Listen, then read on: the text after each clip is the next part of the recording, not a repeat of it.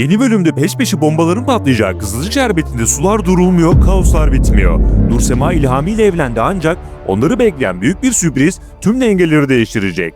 Asil'in yeni planı herkes ekranları kilitleyecek. Bir başka sürpriz de Asil ile İlhami arasında olacak. Yine ortalığın karıştığı senaryoda Emir Çimen'i mi tercih edecek yoksa annesini mi? Fatih yeni bir aşk mı bekliyor ve bu konuda Başak'tan kıskançlık krizleri gelecek. Ömer'le Kıvılcım ise yeni bir başlangıca hazırlanıyor fakat beklenmedik bir olay daha yaşanacak. Ünalları ise büyük bir çöküş bekliyor. Şimdi tüm hepsini ve daha fazlasını kısaca ele alacağız. Hemen başlayalım.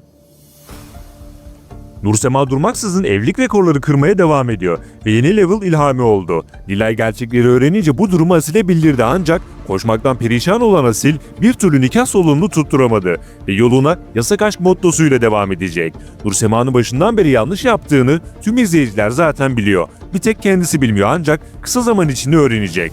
İlhami ile aynı evde yaşamaya başlayan Nursema ilk akşamdan yer yatağının keyfini çıkaracak. Farklı ekonomik hayatlara umuttan tecrübeli olan Nursema, iyilik verisini oynamaya devam edecek fakat yakında tüm gerçekler bir tokat gibi herkesin yüzüne çarpacak. Nursema şimdiye kadar Umut, Rüzgar, Firaz gibi isimlerle takıldı ancak hiçbiri mental ve kültürel açıdan dengi değildi.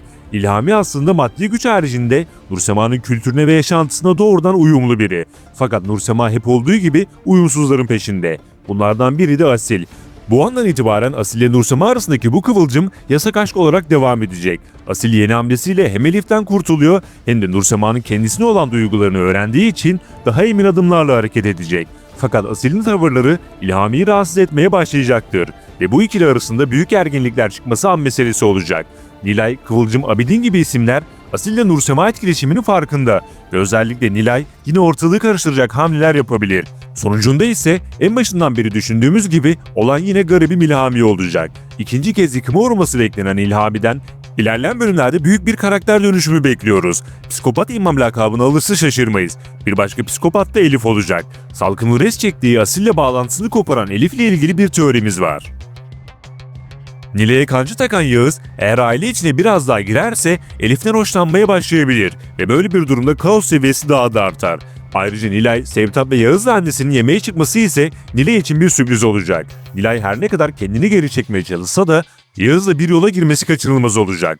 Böylece Yağız, Ünalları hortumlama planında büyük bir aşama kaydetmiş olacak.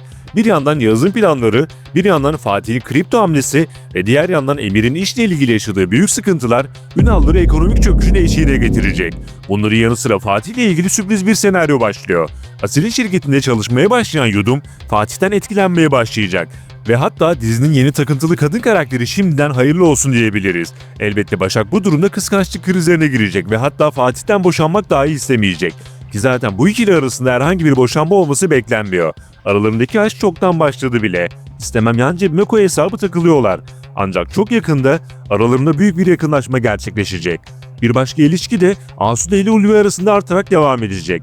Her ne kadar ekonomik dengeleri farklı olsa da bu iki karakter kültürel açıdan uyum içinde olacak. Hatta Ulvi abimize piyango vurdu diyebiliriz.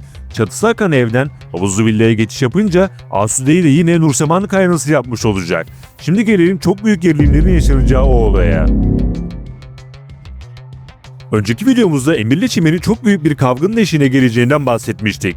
Bir yandan Salkım'ın bitmek bilmeyen planları, diğer yandan Elif'le Çimen arasındaki iletişim bombayı patlatacak. Böylece Çimen, Emir'e ve ailesine çok büyük bir res çekmiş olacak. Fakat asıl patlayan bomba Emir olacaktır. Çünkü Emir, işle ilgili çok büyük gerilimler yaşıyor ve bu durum karakterine yansıyacak. Bir yandan da aile içinde annesiyle eşinin birbirine girmesi ve arada kalması Emir'i patlama noktasına getirecek. Sonucunda ise bu hikayede yanan kişinin Çimen olmasını bekliyorum. Emir annesinden asla vazgeçmez. Bunu hepimiz biliyoruz. Evliyken bile her gün annesini düşünen biri.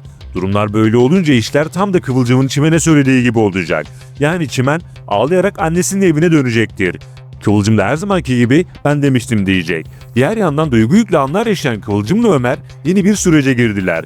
Aralarındaki buzlar erimeye başladı ve bu andan sonra birlikte olmaları bekleniyor. Ömer artık Kıvılcım'ı hiçbir şekilde bırakmak istemeyecek. Fakat bir yandan Tuncay faktörü, bir yandan da hala son bir hamle yapma ihtimali olan Bade var. Kısacası Ömer'le Kıvılcım ikilisini yepyeni sınavlar bekliyor. Kıvılcım son bölümde beni tımarhaneye kapatırsınız demişti ve belki de ileride durumlar öyle olur. Peki siz son senaryolarla ilgili neler düşünüyorsunuz? Sizce Nursema'nın kararları doğru muydu? Fikir ve düşüncelerinizi yorumlara yazın. Yeni içeriklerden ve son gelişmelerden anında haberdar olmak için kanala abone olup bildirimleri açabilirsiniz. Bir sonraki videomuzda görüşmek üzere. Hoşça kalın.